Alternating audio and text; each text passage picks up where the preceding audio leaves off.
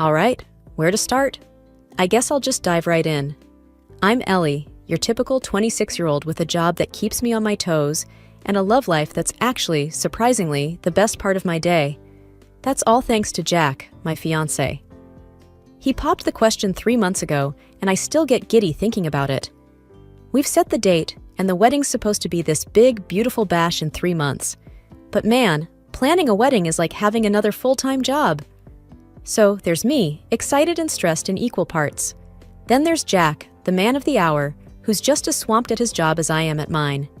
We're the dynamic duo, trying to juggle spreadsheets and seating charts, conference calls, and cake tastings. One evening, after a particularly long day, Jack and I were slumped on our couch, our living room littered with brochures and to-do lists. "Ellie," Jack said, rubbing his eyes, "how are we going to manage all this?" I shrugged, feeling the weight of exhaustion. "I don't know, Jack. Maybe we should just elope." Jack chuckled. "Tempting, but you know you want the big family shindig." He wasn't wrong. I did want the big do. Family, friends, the whole 9 yards. But at that moment, it felt like climbing a mountain without any gear. The next day, Dad called. He's been my rock since Mom passed away when I was 6. And since then, it's been him and me, until Vivian, my stepmom, came into the picture. I'd like to say we were the picture-perfect family, but that'd be a stretch. "Ellie, how's the wedding prep going?" Dad's voice was full of that fatherly concern that meant he was about to offer advice I probably didn't want. I sighed into the phone. "It's going, Dad. Slow, but going." There was a pause, and I knew something was up. "Listen, sweetheart, I've been thinking. Vivian could help you out. She's got a knack for organizing events and such." I paused, a little taken aback. Vivian and I had a civil but cold relationship. The idea of her helping with the most important day of my life was unsettling. I'm not sure that's a great idea, Dad," I replied, trying to keep my voice neutral. But before I could add anything else, Vivian's voice was suddenly on the line. "Ellie, darling, I overheard. I'd love to help with the wedding. It'll be fabulous, you'll see." Her voice was sweet, too sweet, like syrup over poison ivy. But Dad was giving me a give her a chance look through the phone. I could feel it. "Thanks, Vivian. That's really generous," I said, with a smile that didn't reach my eyes. Jack, who'd overheard the conversation, gave me a raised eyebrow. "Are you sure about this?" he mouthed. I shook my head, mouthing back, "Nope, but what choice do I have?" So that was that. Vivian was on board as our wedding planner. Jack squeezed my hand, a silent show of support. I squeezed back, hoping I wasn't just handing over the keys to a bulldozer ready to take down my dream day. But hey, that's the risk you take when you're trying to pull off the biggest party of your life, with a 9 to 5 that's more like a 5 to 9. Fingers crossed, right? Vivian entered the picture when I was just 6, a little while after Mom died. Dad was grieving and, I guess, lonely. So when Vivian came along with her big smiles and bigger promises, he fell for it. I wanted to be happy for him, really, I did. But there was something about Vivian that set off my 6-year-old alarm bells. I remember the day she moved in. I was playing with my dolls in what used to be Mom's garden, and she came out, all dolled up and looking at me like I was a spot on her perfect dress. "Ellie, darling, why don't you play inside? You're getting all dirty out here," she said in that voice that pretended to care, but didn't really. I just stared at her, clutching my doll tighter. "Mom liked it when I played here. She said the flowers needed my laughter." Vivian had this little twitch of a frown before plastering on a smile. "Well, I'm sure your mom also liked you clean and tidy. Come on, let's find you something less messy to do." It didn't get better from there. Not long after, Lara was born. And don't get me wrong, I love my little sister more than anything. But with Lara's arrival, I became more of a nuisance than a daughter to Vivian. I sat on my far-off room bed, the one that had been pushed aside to make space for Lara's nursery. Dad knocked and came in, sitting beside me with a worried look. "Ellie, you haven't been spending much time with Vivian and Lara," Dad said gently. "Don't you want to get to know your sister?" I nodded, fiddling with the edge of my bedspread. "I do, Dad. It's just Vivian doesn't really want me around." Dad's brow creased. What makes you say that? It was hard to put into words. The way Vivian's presence made the air heavier, made the house less of a home. She's always telling me to go play somewhere else, to stay quiet, to not bother you or Lara. Dad hugged me then, tight. Ellie, Vivian just wants what's best for all of us. Give her some time, you'll see. But time didn't change much. As we grew up, Lara got everything shiny and new, while I got her hand-me-downs and gently used stuff from secondhand stores. One day I finally asked Vivian about it. Vivian, why does Lara get new clothes and I don't? I was older then, more aware of the discrepancies. She looked down at me, her eyes cool and detached. Ellie, I just think it's important for you to learn to be grateful for what you have. Lara is, well, she's younger. She needs to feel special. But I want to feel special too, I murmured, more to myself than to her. Vivian didn't respond to that, just turned away with that air of finality that ended all discussions. I learned then that some battles just weren't worth fighting. Not then, at least. So, when Dad suggested Vivian help with the wedding, all those years of being second best, of feeling like an outsider in my own home, they all bubbled up. But Dad was looking at me with hopeful eyes, and I just couldn't say no. Not to him. All right, Dad, I said, trying to keep my voice steady. Let's see what Vivian can do. Planning a wedding is tough, right? Try doing it with someone who's got their own idea of what your big day should look like. Vivian was like a whirlwind, swooping in with her planners and swatches, and a smile that didn't quite reach her eyes. We sat at the kitchen table one afternoon, surrounded by what looked like a stationery store's exploded inventory. Vivian was flipping through a binder that had more tabs than my browser after a night of online shopping. So, Ellie, she began, not looking up from her binder, I was thinking we should go with a winter wonderland theme. White, ice blue, a hint of silver, elegant, sophisticated. I bit my lip. Actually, Jack and I were hoping for something more colorful. Warm colors, you know? It's a celebration, not a gala. Vivian finally looked up, her smile tight. Darling, trust me, the winter theme is very in vogue right now. It'll be beautiful. I tried to push back a little. But it's our wedding, not a trend show. We want it to feel personal. She sighed, as if I were a child who didn't understand the concept of money. Fine, give me your ideas, and I'll see what I can do to make them tasteful. Ouch. That stung. But I pressed on, outlining the vision Jack and I had. Lots of greens, deep reds, like an enchanted forest. I even had a Pinterest board ready to show her. Vivian scrolled through my phone, her face unreadable. Charming, she said flatly. I'll take it into consideration. That was Vivian speak for, I'll do what I want. I should have known then that things weren't going to go smoothly. Jack seemed to sense it too when I told him about our discussion. He frowned, wrapping an arm around my shoulder. You sure you want to go through with this? We can still do it ourselves, or get a professional. I shook my head. Dad's already stressed with work, and I don't want to pile on. Plus, how bad can it be?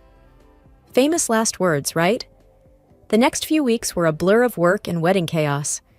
Vivian would call me at random times, rattling off decisions she'd made. Ellie, I've booked the church and the reception hall, and I found the perfect caterer. Who needs a tasting, right? Oh, and I took the liberty of choosing your dress. You'll love it.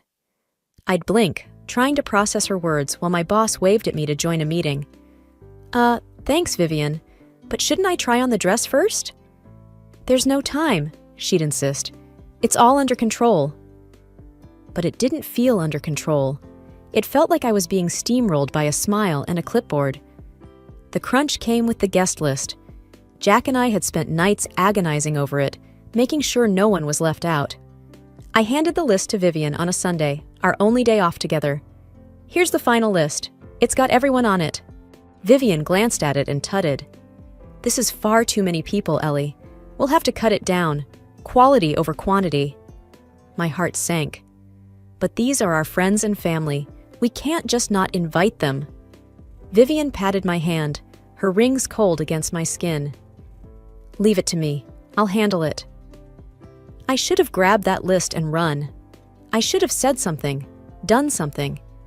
But I was tired, and a part of me, maybe the part that still wanted to believe in good old stepmom magic, thought it might be okay. Spoiler alert, it wasn't. The wedding day dawned bright and clear, the kind of day you'd order out of a catalog. I woke up with those pre-wedding jitters, you know? Butterflies doing a tap dance in my stomach. Jack sent me a text that just said, "Today's the day we've been waiting for. I love you." That should have been enough to calm the storm inside me. I should have been greeted by a room bustling with bridesmaids and the usual pre-wedding chaos. But instead, I found myself staring into the mirror in a quiet room, alone. Lara was supposed to be here by now, and my friends. Where was everyone? My phone buzzed, and it was Lara, sounding like she was on the verge of tears. "Ellie, I'm so sorry. I'm running late. The hairdresser had a mix-up with the time, and now they're rushing to get us all done." I took a deep breath. "It's okay, Lara. Just get here when you can, okay?" "Of course, Ellie. I wouldn't miss this for the world," Lara said, her voice firm with sisterly resolve. I put the phone down and tried to focus on getting ready. The dress was beautiful, even if I hadn't picked it out. Vivian had taste, I'd give her that. But it was the silence that got to me. The lack of laughter, the missing chit-chat. It didn't feel like a wedding morning. It felt like any other day, except I was putting on a really fancy dress. By the time I got to the church, my heart was racing, not from excitement, but from a creeping sense of dread. Jack's reassuring smile from across the aisle was the only thing that kept me from bolting. The church should have been packed. Instead, there were gaps in the pews like missing teeth. Whispers echoed off the high ceilings, filling the spaces where our friends and family should have been. Vivian was flitting about, pretending to adjust flowers that didn't need adjusting. I cornered her just before the music started. "Vivian, where is everyone?" I asked, trying to keep the tremor out of my voice. She gave me that plastic smile, the one that never quite made it to her eyes. "Oh, darling, I'm afraid there must have been some sort of postal error. A lot of invitations got returned. So unfortunate." I felt like I'd been punched in the gut. "Postal error? How does that even happen nowadays? Did you even send them out?" Vivian looked around, then leaned in close. "These things happen, Ellie. It's out of our hands. Let's not make a scene. It's your day to shine." But shine for whom? The empty seats? The quiet where there should have been joy? I stood there, the organ music starting up, and I realized this was it. The day I dreamed of was starting to look like a nightmare. Jack's eyes met mine from across the church, a silent question in their depths. I squared my shoulders. No way was I letting Vivian's mistakes, or sabotage, a nasty little voice whispered, ruin the day I'd marry the man I loved. When we got to the reception, my heart sank even lower. The place looked like someone's idea of a bad joke. The colors, the decorations, it was all wrong. It was like walking into a different couple's wedding. Where were the rich colors, the warm ambience we wanted? Jack squeezed my hand as we stood at the entrance, taking it all in. "Hey, it's unique," he said, trying to find a silver lining. But his eyes couldn't hide his disappointment. I tried to laugh it off. Unique is one word for it. We found Vivian, who was directing the staff with more enthusiasm than a game show host. "Vivian!" I called out, marching over. "What happened here? This isn't what we talked about." Vivian turned, her eyebrows raising in mock surprise.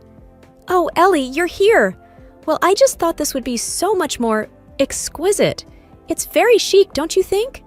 "Chic?" I echoed, my voice rising despite my best efforts to stay calm. "We wanted warm and welcoming, not this ice palace." Some of the guests turned to look, their expressions a mix of curiosity and discomfort. Vivian's eyes darted to them, and her tone shifted to a soothing whisper. "Let's not get upset, darling. Today is about you and Jack. Let's not spoil it with decor disagreements." I felt Jack's hand on my back, a gentle reminder. He leaned in and whispered, "Let's just get through this, for us." So we did. We put on our best smiles, greeted the few guests, and tried to make the best of it. Then came the moment for the cake cutting. Only there was no cake. Just an empty table with a knife lying there like a lone soldier after a battle. "Vivian," I said slowly, feeling numb. "Where's the cake?" She blinked, then clapped a hand to her mouth. "Oh, the cake!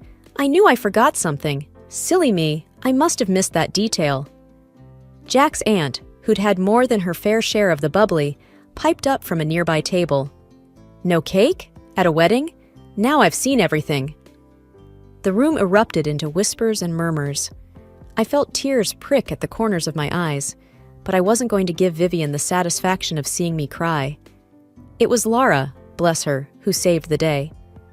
She slipped out quietly, and before we knew it, she was back with an armful of boxes. "We'll have cake," she declared, setting the boxes on the table and starting to arrange the assorted pastries with a flourish. "Let's call it a dessert buffet, shall we?" The guests applauded, some out of support, others probably because it was the most entertainment they'd had all day. The reception was teetering on the edge of disaster, but Laura's quick thinking with the cakes from the pastry shop had given it a heartbeat again. Watching her rush back in with those boxes, I felt a mix of gratitude and something like pride. She was the little sister who'd watched and learned from all the nonsense Vivian put me through, always ready to jump in. "Where did you find these?" I asked, peeking into the boxes filled with eclairs, tarts, and cupcakes. Laura was all action, arranging them with a flourish. "There's a little shop down the street. I just told them it was for my sister's wedding, and they packed up everything sweet they had." I hugged her, maybe a little too tightly. "You're amazing, you know that?" She grinned, wiping her hands on her apron. "I do now. Go on. Enjoy your party. I've got this." And she did. Guests started milling around the table, picking out their desserts. There was laughter and chatter, the warm sounds of a wedding reception that had been missing before. Jack leaned over to me, a chocolate cupcake in hand. "Your sister's something else," he said with a chuckle. "Yeah, she is," I agreed, the tension in my shoulders easing just a bit. The party started to feel like a party, even if it was nothing like we planned. People were smiling, dancing, and the room was filled with the clinking of glasses and the soft buzz of conversation. As Jack and I mingled with our guests, thanking them for coming, my dad pulled me aside. He looked stern, the way he did when he meant business. "Ellie, your stepmom. She's been acting odd all day. Are you sure everything's okay?" I sighed. "I don't know, Dad. It's like everything's gone wrong on purpose." He put an arm around me. "We'll talk about this later, okay? For now, just focus on Jack and the good parts of today." I nodded, knowing he was right. But as the evening wound down, I caught snatches of a conversation that made my blood run cold. Vivian was on the phone, tucked away in a corner. I only heard a bit of it, but it was enough. Couldn't stand the thought of her happy day. Yes, I did it. And I'd do it again. Yes, that's exactly what I suspected, but still these words were like a punch in the gut. I hurried to tell Dad about the overheard conversation. The night could have been a total wash, but it turned out pretty okay in the end. And as Jack and I swayed to the music, his forehead pressed against mine, I realized that this was all I needed. The love of my life, my loyal sister, and a room full of second-choice desserts that somehow tasted better than any wedding cake ever could. After the half-hearted toasts and the uneasy laughter had died down, my father cornered Vivian near the coat room. I could tell by the tightness in his jaw and the stiff set of his shoulders that the truth I feared was finally coming to light. "Vivian, what the hell happened today?" Dad's voice was a low rumble of contained fury. "Ellie told me what you said. You deliberately ruined her wedding?" Vivian's face twisted into something ugly, a snarl that I had never seen before. "Yes, I did. I've always hated her. She's nothing but a reminder of what was here before me. Her perfect life, her perfect wedding. It's more than I could stand." I felt like I'd been slapped. The venom in her voice was almost palpable. My father, though, he turned an alarming shade of red. "Hated my daughter? My daughter?" His voice rose, and people nearby started to turn and look. "You're her stepmother. You promised to take care of her as your own." Vivian scoffed, and her laughter was a bitter sound. "Take care of her? I've had to live in her shadow, Tom. Every single day. Well, not anymore. I won't let her have a perfect day if it's the last thing I do." "That's it," Dad said, his voice now shaking with anger. "I'm done. Our marriage is over, Vivian." The crowd had hushed, all eyes on the unfolding drama. Vivian seemed to deflate, her momentary outburst of rage giving way to panic. "Tom, please! I didn't mean—" "You didn't mean it?" Dad's voice boomed now, echoing off the walls. "You've ruined what's supposed to be the happiest day of our daughter's life. Get out! Get out of my sight!" Dad's hands were trembling as he pointed toward the door. Vivian looked around, her eyes wild, seeking an ally and finding none. With nowhere left to turn, she stumbled toward the exit, her exit as dramatic as the mess she'd left behind. I felt numb, watching the woman who'd been a constant, though often cold, presence in my life being exiled by the man who had loved her. My father turned to me, his eyes softening. "Ellie, I'm so sorry. I had no idea," he stammered, reaching for me. "It's okay, Dad," I said, the shock giving way to an odd sense of relief. "It's over now." The last of the guests had trickled away, leaving the venue in a hushed stillness that felt like the calm after a storm. Dad was off somewhere, probably dealing with the fallout of Vivian's exit, while I found myself sitting at an empty table, my wedding dress a crumpled mess of white around me. "You okay?" It was my sister Lara, her young face lined with worry that seemed too heavy for her years. I managed a weary smile. "Yeah, I think I will be." She sat next to me, her hand finding mine. "I'm sorry, Ellie, for everything Mom did." I shook my head. "Not your fault. Never was." There was a pause, the kind that's full of words that people are too scared to say out loud. It was Lara who finally broke it. "Dad's really mad, isn't he?" "Yeah. I haven't seen him like that, ever." Lara bit her lip. "What's going to happen now?" I sighed. "Divorce, I guess. It's not just about what happened today. It's been a long time coming." She nodded, understanding more than a kid her age should. "And us?" I squeezed her hand, a promise in my grip. "We're sisters. That's not going to change. We'll stick together, okay?" "Okay," Lara said, a small smile breaking through. "You and Jack gonna try for another wedding?" I chuckled, the sound strange and distant to my own ears. "I think we've had enough excitement for a while. Maybe we'll just elope." "Elope?" Lara's eyebrows went up. "That sounds kind of fun." "It does, doesn't it?" The idea was growing on me, the possibility of a celebration without drama, just Jack and me. "Dad's coming," Lara said suddenly, and I looked up to see him approaching, his face worn but his eyes clear. "Ellie," he said, his voice gentle. "I'm so sorry. If there's anything—" I stood up and hugged him, cutting off his apology. "It's not your fault, Dad. We'll get through this." We stood there, the three of us in an embrace that felt like it could hold up the world if it needed to.